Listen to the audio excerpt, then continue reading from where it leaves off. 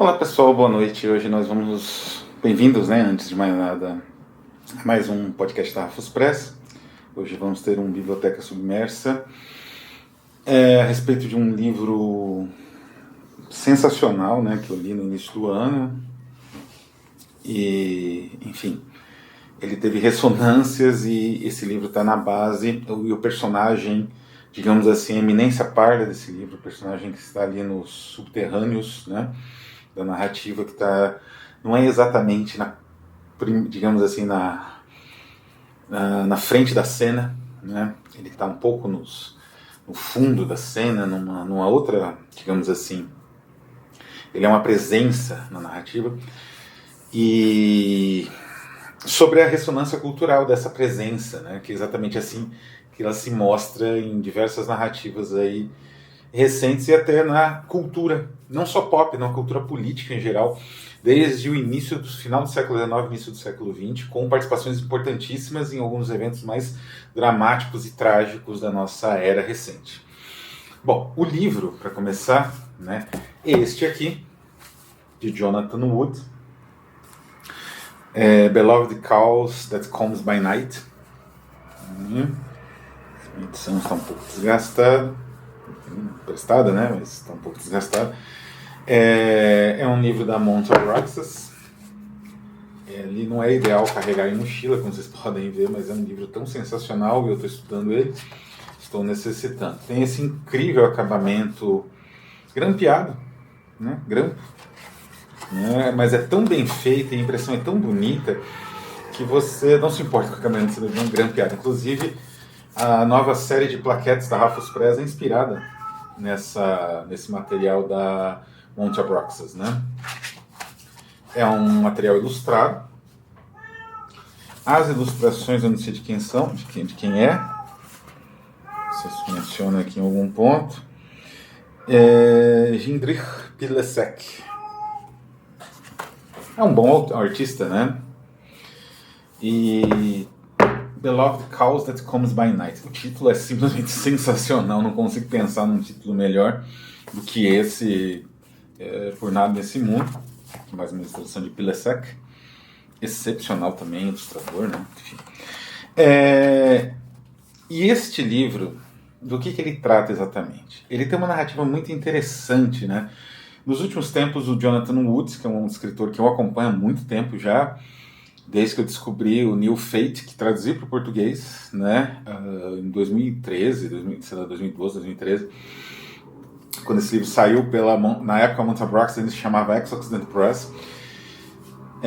Montauk Roxas é uma editora, para quem é chegado agora, é uma editora romena extremamente obscura, que tem alguns dos livros mais bonitos que eu já vi na minha vida, e enfim, é uma editora sensacional.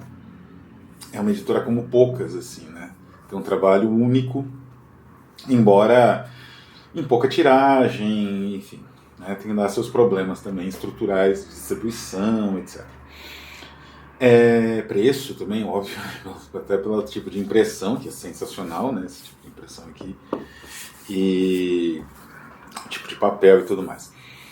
Mas o Jonathan Wood eu acompanho faz algum tempo, e nos últimos tempos, talvez desde 2020 para cá, os textos que eu li dele, numa coletânea chamada The Dusk, da Sidereal, por exemplo, Sidereal Press, que eu vou fazer em breve uma resenha aqui, são um pouco diferentes do New Fate, que tinha uma trama um pouco mais abstrata, né?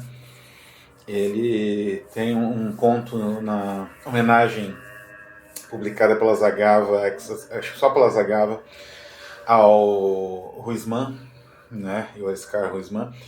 E o conto ali também é um pouco diferente, ele segue um pouco o New Fate. Agora os contos dele têm variado um pouco, acho que desde do conto dele sobre o Camper, né, o conto policial que ele fez, na verdade uma novela policial que ele fez para Zagava sobre uma espécie de assassino na praia, assim, num ambiente praieiro. E ele, praia inglesa, claro, frio e tal, ele começou então a trabalhar com lugares ritualísticos, isso é bem interessante até. Isso tem no conto dele no The Dusk, e tem aqui. É um teatro Aqui é na forma de um grupo teatral de pessoas que se reúnem. Uma delas chamada Serge, ou Sergei, né? Que é um jovem bem idealista, é o protagonista, né? Ele na verdade é o narrador também. E esse jovem idealista, ele quer entrar no mundo do teatro e conquistar um espaço com as suas peças teatrais, com aquilo que ele escreve e tudo mais. É muito interessante, por quê? Porque o diretor do teatro, que eu até não esqueci o nome, Velgov, acho que é o Velgov, ele é uma espécie de escritor de vanguarda, né, um dramaturgo de vanguarda, e ele é que meio que leva o Sergei numa direção tétrica, vamos dizer assim. Não vou dar mais spoilers que isso, porque é uma narrativa que a partir da metade dela as coisas já vão se configurando numa direção bastante, digamos assim, catártica, por assim dizer. E essa direção é qualquer tipo de, mais ou menos, de definição, né? Se fala um pouco mais da trama, entrega, digamos assim, essa estrutura central do meio para o final. O que é interessante nessa trama é que, até a escolha da ideia do teatro, o Jonathan Wood ele procede com uma espécie de inversão daquilo que o Franz Kafka, o grande Franz Kafka, produz nesse livro aqui, América, que tem um capítulo bem longo, aliás, de umas 20 páginas. Né? Esse é um livro completo que o Kafka, um dos poucos livros completos do Kafka, né? É o último capítulo, que chama O Teatro ao Ar Livre de Oklahoma, que é um livro sobre um imigrante, né? Evidentemente, sai do leste europeu, vai para os Estados Unidos tentar a vida lá e sofre horrores. Né? Então, esse é um livro valioso, um dos meus livros prediletos da vida. E esse digamos assim, intervalo, né, essa descoberta, né, porque ele sofre muita coisa até indo para lá, né, no capítulo mais famoso, que é o Foguista, né, que é o primeiro, aqui trazido como Fogueiro, né, ele descobre esse teatro que é quase um respiro, quase como se fosse uma espécie de entidade utópica, né, que não tem uma estrutura muito kafkiana, digamos assim, só que num sentido não óbvio, não daquilo que é o mais evidente que se pensa quando a gente pensa em Franz Kafka. E esse final em aberto, de certa forma, ele é até utópico nesse sentido que eu mencionei mesmo, né, de construção de uma sociedade imaginária melhor que a nossa. E o Jonathan Wood vai ao contrário, ele também trabalha com uma ideia mais ou menos de um teatro livre, que é esse teatro experimental do Velgov, que é esse protagonista, digamos assim, faustiano e mercurial, né? E ele, só que ao contrário, não é mais uma proposta utópica, é uma proposta pavorosa, destrutiva, enfim, uma proposta que vai levar o protagonista ao extremo, né?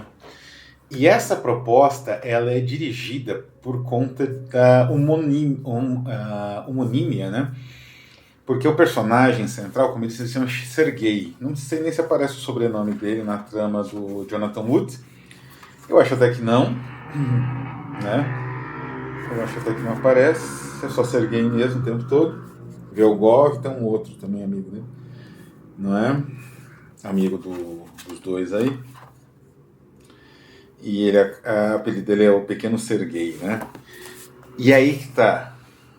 Sergei, aqui no livro, ele na verdade é um nome que faz ele se aproximar de um outro Sergei. O Sergei Diag... Como é que é o nome dele? Deixa eu ver só se eu acho o trecho. Não vou achar agora o trecho. Mas faz com que ele se aproxime de um outro Sergei, que não é ator, que não trabalha no teatro, que é justamente o Sergei Gennadievich, que nome difícil, né? Gennadievich Nechayev, mais conhecido como Sergei Nechayev. Nechayev é uma figura, como eu disse, é uma figura sombra, ele é uma sombra, que quase, como que a gente pode dizer assim, ele se apossa do personagem, de certa forma, quando ele descobre que o nome dele é igual ao do Nechayev. Mas quem foi Nechayev? Nechayev é uma figura que eu estou estudando no momento, lendo, por exemplo, este livro aqui. Tem um capítulo imenso com este título aqui.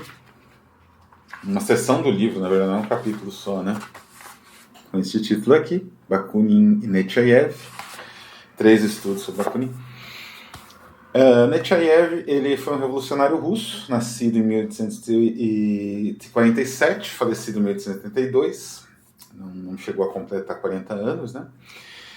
E faleceu na prisão, né? As prisões russas eram particularmente horrorosas, medonhas, né? Então a vida lá era muito dura, desde sempre, desde antes do Gulag, né? O Gulag só pegou uma estrutura que já era natural, mas era em geral concentrada em edifícios, né? O Gulag fez isso ao ar livre. E quem é então Nechayev?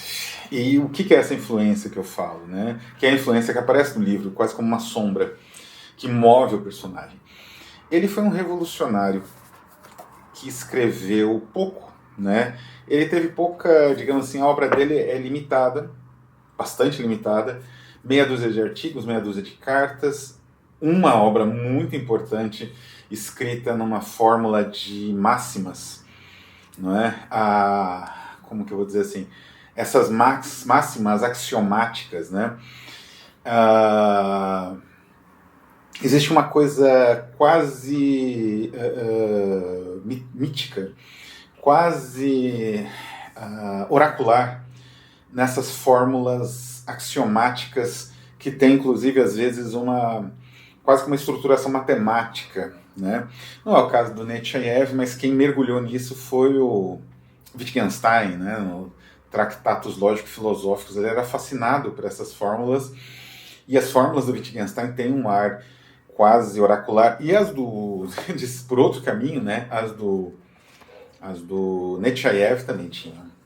E esse material que o Nechayev fez, numa fórmula quase de um oráculo, quase falando verdades absolutas, né? Porque é aquela estrutura lapidar, breve, de um parágrafo, de uma linha e tal, que te traz algo que você não consegue, que, digamos assim, que você tem que aceitar inicialmente, para poder questionar, inclusive. Mas ele é oferecido dessa forma, não é um estudo, não é um tratado, não é aquilo que o Marx tentava fazer, por exemplo. O próprio Bakunin, aliás, Deus e o Estado, e outros teóricos políticos importantes da época, Kropotkin, até mesmo os artistas, né, como Morris, escreveu um romance utópico, fazia conferências, né, escrevia ensaios, então tinha uma obra em torno de um pensamento social.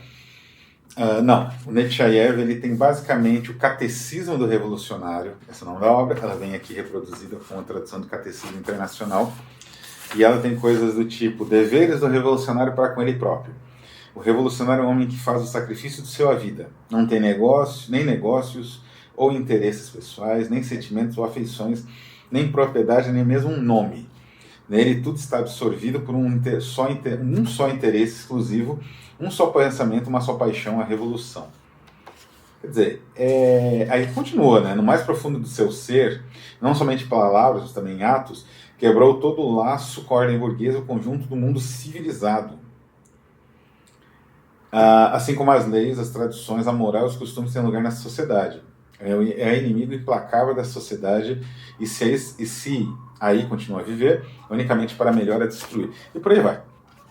Esse catecismo, ele depois foi triturado e transformado no famoso Decálogo da Revolução, uma bobagem assim do Lenin, atribuída a Lenin, que era muito popular uns anos atrás, até que descobriu-se que era uma ridícula falsificação desses catecismos aqui, por algum americano imbecilizado, semi-analfabeto, que leu o catecismo em alguma tradução para o inglês. Tem, por exemplo, no marxismo.org você tem essa tradução, né?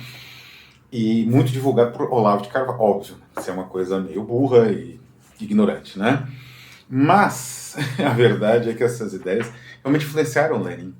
Na verdade, elas influenciaram toda uma geração de revolucionários que, digamos assim, inclui os bolcheviques, né? Na verdade, ele influenciou especialmente uma geração de revolucionários chamados nihilistas, que eu vou falar mais para frente. Como eu disse, o Nechayev é uma figura importante de um projeto que estamos desenvolvendo aqui no Rafus Press, ainda em segredo, é um projeto muito complexo, que exige muito tempo e muita pesquisa, para trazer, inclusive, a busca de tradutores do russo e tal, para trazer para os nossos leitores o melhor material possível. E por conta disso, eu mergulhei em parte, entre as milhões de outras coisas que eu estou fazendo no momento, mergulhei em parte, então, na vida do Nechayev, né? Então, mas voltando, eu tenho certeza que ele influenciou, né, o pensamento revolucionário. E como eu disse, eu vou falando aos poucos disso, os nihilistas, para não vir com uma salada russa, literalmente, de informações um pouco desencontradas que vão deixar as pessoas mais confusas qualquer coisa. O Nechayev, ele influenciou esse grupo de nihilistas, mas não só, ele influenciou uma ideia, que é o título do nosso episódio, que é a propaganda pela ação. A propaganda pela ação se opõe à propaganda pela palavra, e era uma metodologia anarquista de uso da força e da violência política para obtenção de objetivos pontuais ou, eventualmente, do disparo definitivo da revolução. Né? Tinha essas duas possibilidades ali no horizonte. A propaganda pela ação nem sempre era algo, digamos assim, destrutivo no sentido daquilo que o Nechayev fazia. O Nechayev, por exemplo, ele foi acusado de assassinato. Um rapaz chamado Ivanov. Esse evento, esse assassinato desse Ivanov, que discordou dele, que era o líder do grupo, da célula revolucionária ali, clandestina na Rússia, o assassinato do Ivanov inspiraria o Dostoiévski a escrever Os Demônios, que é uma das melhores obras dele. Dostoiévski vai aparecer bastante aqui, porque Dostoiévski era um conservador, até antissemita, né? Ele tinha esse pensamento, mas ele era um grande crítico da estrutura de pensamento do nihilismo, não é? E de certo tipo de anarquismo individualista. Bom, então com certeza o Dostoiévski era um dos grandes críticos desse tipo de nihilismo. O Marx criticaria o Nechayev também, enfim, mas de certa forma esse pensamento ele se reflete posteriormente, especialmente no leninismo, e em certas tendências de fins que justificam meios do pensamento revolucionário contemporâneo, né? A partir da Revolução Russa. Então, o Nechayev é um espírito que está sempre ali. Por isso ele é representado mais ou menos dessa forma. Ele é um pensamento, uma forma. Não é? O Bakunin não chega nem a citar... O Jonathan Wood, né? Me confundi. Ele não chega nem a citar trechos do catecismo, né, do revolucionário, essa obra definitiva do Nechayev, que não é necessário. Digamos assim, o que o Sergei faz, a projeção quase que cósmica, em determinado momento, de destruição obscena que ele se propõe a realizar, digamos assim, já é a concretização do pensamento do Nechayev, já é a concretização daquilo que o Nechayev acreditava ser a pureza revolucionária, a necessidade da revolução, etc. Então, digamos assim, o desenrolar da trama ele é muito bem estruturado porque ele dá conta justamente dessa projeção, desse ser quase mitológico, surgido do contexto da revolução política, né, digamos assim, da luta política revolucionária, que se transformou em algo mais no seio da cultura, né? Posteriormente a gente vai ver outros exemplos e vai ver alguns contra-exemplos, né? São autores que se colocaram contra esse nihilismo excessivo.